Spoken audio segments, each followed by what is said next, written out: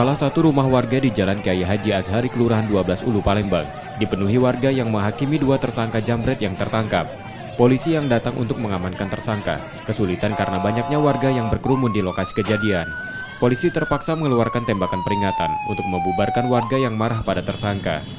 Dengan mobil polisi, tersangka akhirnya dibawa ke Polsek Seberang Ulu 2 untuk pemeriksaan.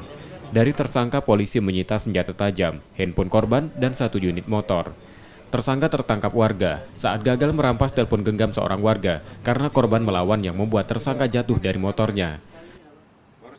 Mana pelaku berusaha mengambil handphone dari korban, akan tetapi ada perlawanan dari korban dan untuk menahan HP yang akan direbut oleh pelaku, sehingga pelaku terjatuh, kemudian diteriaki oleh kedua korban dan massa langsung berkumpul dan mengamankan kedua pelaku. Tersangka kini ditahan di tahanan Polsek Seberang Ulu 2 Palembang untuk proses hukumnya. Yudi Kiswanto, Kompas TV, Palembang.